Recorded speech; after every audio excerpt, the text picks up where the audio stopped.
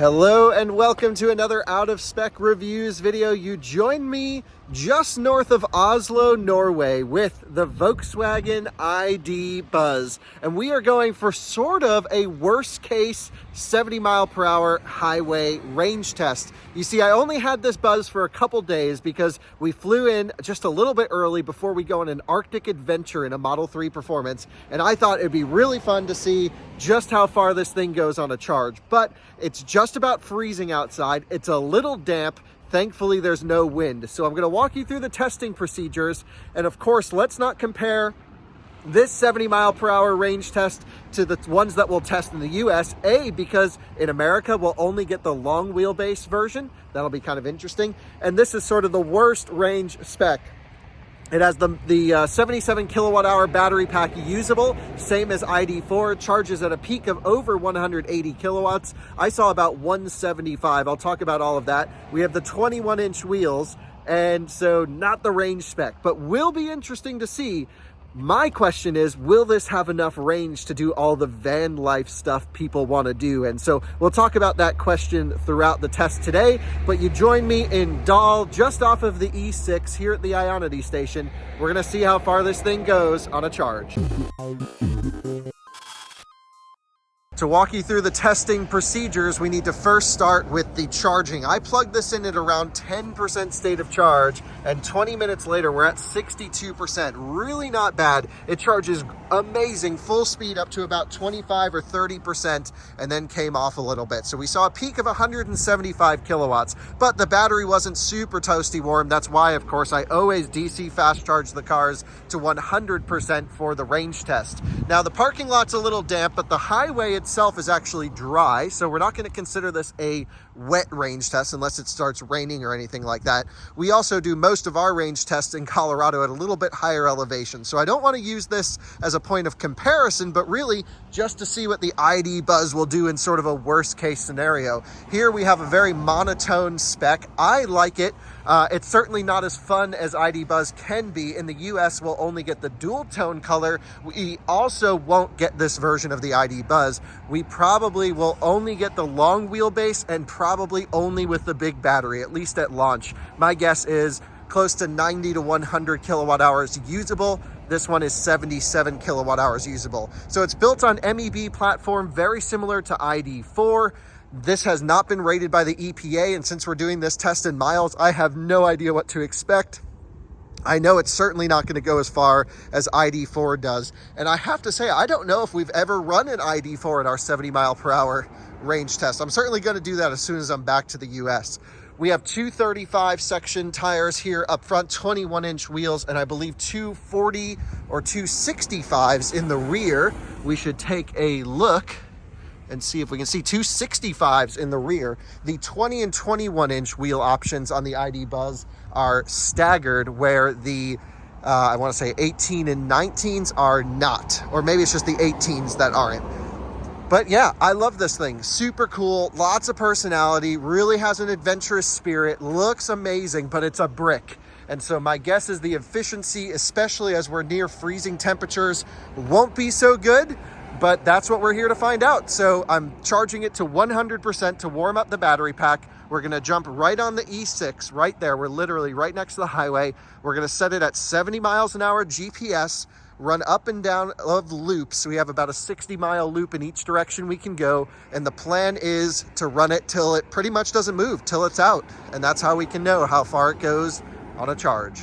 So it's pretty incredible, of course, to see all the charging infrastructure here in Norway. It's like every exit has a bank of DC fast chargers, big charging hubs. This Ionity station is the second I've been to that's being doubled in capacity. Just awesome to see all the EVs here. I heard 9 out of 10 privately owned new car sales in Norway are full battery electric, which is just crazy. A lot of company cars are still combustion or plug-in hybrid, but wow, what a number. Loving this thing. We're going to let it complete at 100%, reset the trip odometer, and then hit the road. Really not much of a problem getting up to 80%. That's a livable charging curve. Well, it's not class leading. Look at that, 87 kilowatts at 80%. Not the end of the world. Take a look at this Circle K hot dog holder built into the ID Buzz. That's pretty sweet. Love Circle K's, of course. Big fan. and just chilling at Ionity as one does. And yeah, we should end this pretty much after midnight, I would think, by the time we're done. The car's not predicting much range, but that's just because I was ripping it to warm up the battery. So curious to see what it predicts at 100% and curious to see what we get. It's 42 degrees outside, so very chilly, and it's probably only going to get colder throughout the night.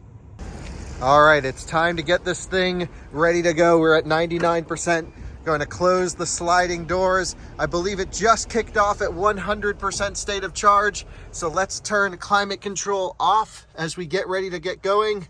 So climate off.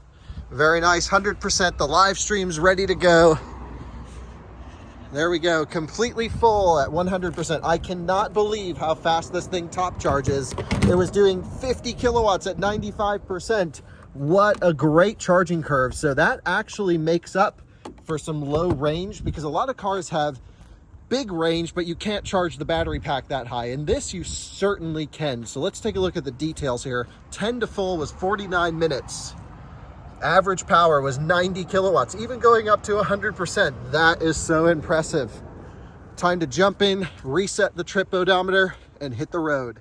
All right, time to get everything reset. We're going to go over here to vehicle, data. We're going to reset since start. There we go. Fully reset. Foot on the brake, vehicle on. We're going to run 72 degrees in auto with low fan. We're going to put it into eco mode. Again, this is just the rear wheel drive. And we're going to put it into on mode. So let's go before too long. Get it up to 70 miles an hour and run a loop. This is my first time ever running a range test in Norway. So we're not using this as a big point of comparison. Hopefully I don't mess it up and get our exits confused and run out of juice. But let's go get out of here, leaving Ionity Dal at a full charge. Cannot believe how fast this full charged. Very impressive. Can't exit that way. How the heck do we get out of here? Problem number one, figure out road signs. Okay, we're just gonna cruise around till we find an exit path. So I've just put in the destination where we need to head to. We're gonna be heading on the E6 towards Trondheim. We're right off the highway. This is totally perfect. Really good conditions here. E-Golf, you can tell because of the lights in the front bumper. That's pretty cool. Off we go then. First ever Norwegian range test. Let's hope I go the right way. Trondheim E6, that's all us. Let's do this thing. We got all the good data up here because we got software 3.2 on the car. Gentle accelerations up to 70 miles an hour, which is going to be an indicated 115 kilometers per hour in this particular one. What's nice is it lets me do distance in miles, but speed in kilometers. So this will work out totally perfectly. And let's just get it up a little bit more. 13, 14, 15. There we go. Locked in. And ACC selected, travel assist selected, and if I move it over to the screen here, the lines are green, so it's taking on all of the work. What a cool view out the windshield. There's no hood at all in this thing. That's just the edge of the vehicle, and we're cruising along. Really nice. No wind noise in this one, which is really nice. The one that I originally reviewed had some wind noise, but this zero. So I think this is a better built one. A little bit of road noise coming through. It's a big car with not much sound deadening, but no wind noise at all. So if you watched my first drive review and were worried about the wind, I wouldn't be. Cruising along here on the E6, and it thinks I'm talking to it, so let's turn off the voice function. There we go. And just loving travel assist. The noise really isn't bad in here. The live stream's loving the buzz. I am as well. And perfect conditions for the test. It's chilly. It's 38 degrees Fahrenheit outside, but no question the road is dry and there's zero wind. So a really good cold weather range test here. I am here for our 90% state of charge check-in. The next ones will be 75, 50, and then 25, and of course 0. We are 2 miles per kilowatt hour efficiency. Really not looking great. 17 miles. So we're thinking high 100s here. Elevation's pretty flat and there's no wind. So I'm thinking we won't see a 200-mile range figure here. That would be pretty brutal, and could be why maybe only the long wheelbase with the larger battery will be coming to America, where range is probably a bit more of a concern. But we'll see what happens here. This is still too early to tell. It's just a little indication as to what to expect. The vehicle is still predicting another 171 miles left to go. You join me now at 75% state of charge. We have driven 42 miles. We're averaging 2.1 miles per kilowatt hour, and the vehicle is still predicting another 139 miles to go. Time will tell. We're getting close to our turnaround point in about 17 miles, and we're just going to run this loop up and back. This is like the longest stretch of dual carriageway in Norway, is my understanding, because most of Norway is just slow B roads with a low speed limit.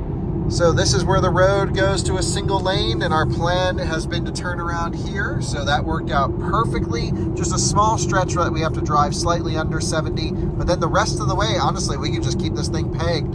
Even when the speed limit drops here or there, it doesn't seem like we're going over by that much. So really like this loop. We're just going to do it until the ID buzz dies, but we're exiting right now in B mode, getting all that juicy regen, 65% state of charge.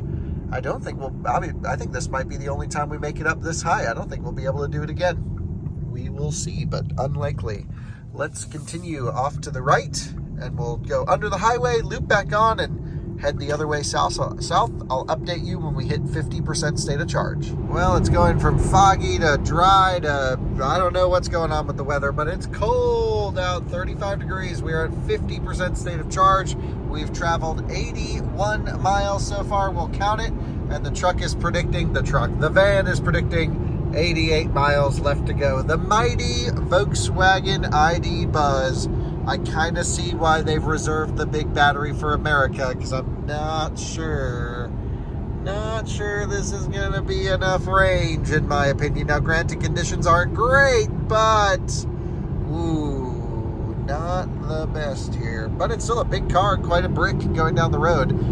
If you're living the ID Buzz lifestyle, you may as well hang out at charging stations, because you probably don't have a job if you own one of these. You're just van lifing it up. And we are at back where we started, still have 26%. So we're going to turn around and head north a little bit, but we may as well do our roughly 25% state of charge update now, shall we not? So let's click on vehicle, and it didn't recognize my click. Boom. And we are 118 miles in, 26%, still predicting 44 miles. So let's continue round the roundabout, head back north a little bit on the E6, and then we'll come back here and finish right there at the Circle K where we started. Super easy. Love the roads at night here. Easy to navigate. Everyone's very, slow drivers. Easy to predict what they're going to do. Yeah, big fan of this. This is great range testing road right here. Good loop. I like it. Now, the big question is going to be how far spaced out are the exits. I don't really know the exits. And what's our arrival state of charge predicted? I don't know if the ID Buzz tells us this. I think it does. If I click on this one right here, yeah, it's saying at least orange on the battery pack. We need to get that to a red. So let's hit resume back at 115 kilometers per hour, put travel assist on, and keep cruising. We have just pulled off the highway back from where we started again, another loop, but we're actually going to go one more. We're at 9% state of charge, 14 miles.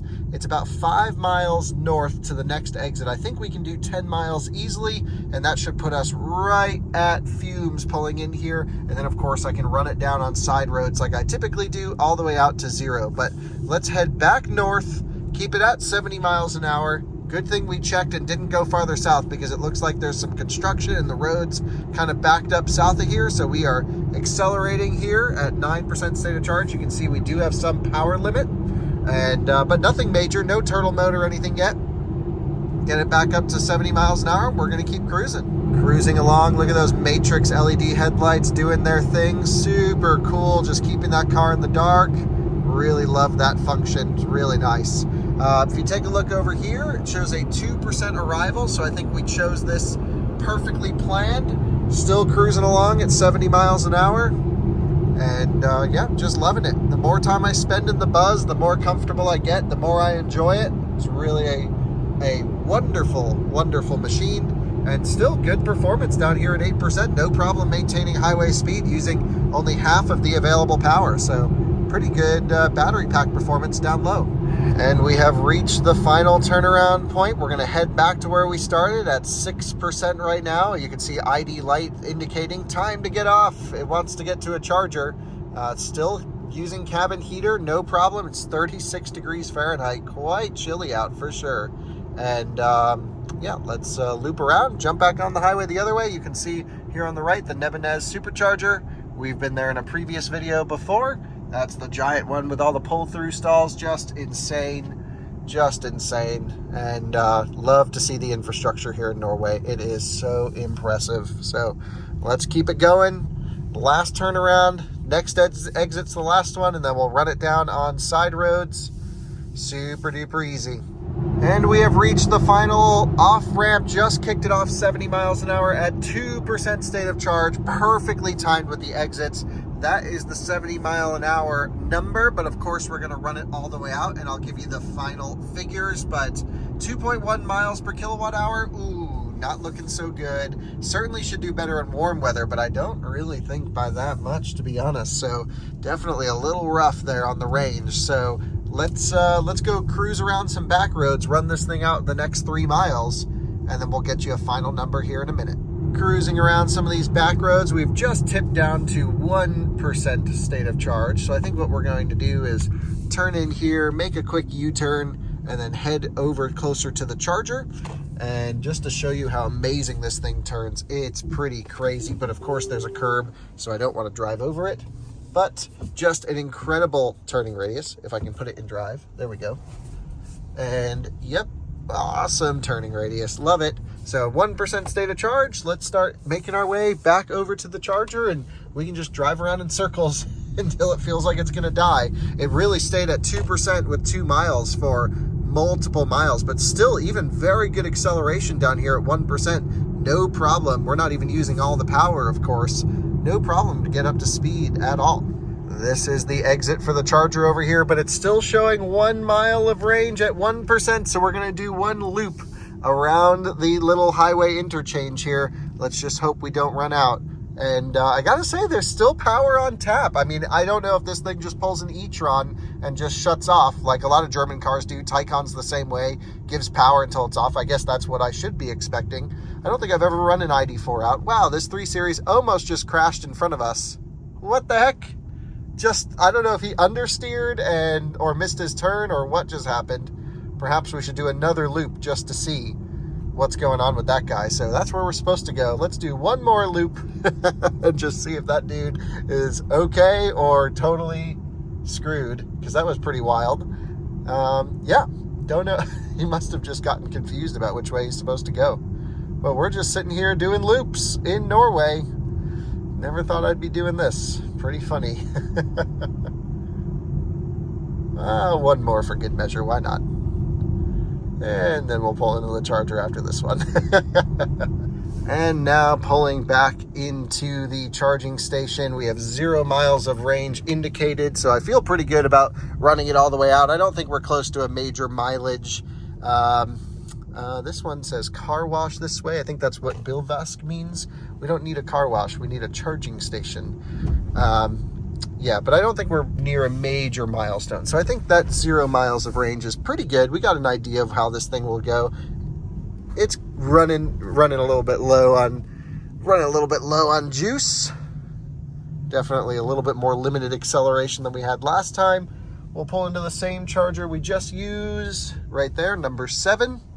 I'll get it queued up, lined up a little bit better than we have here, and then we'll log the mileage and then do a charging test. So stay tuned for a future video on how this car charges. And boom, it's mad at me. It says charge vehicle now. Yes, don't worry, we will. I just got to get the GoPros out and then we can charge it. Let's take a look at the range figure. What was it? We need to look. Boom, status, data, right there. There's the number. Oof, not nearly as good as I was expecting. I'm not saying it because the live stream guys are here.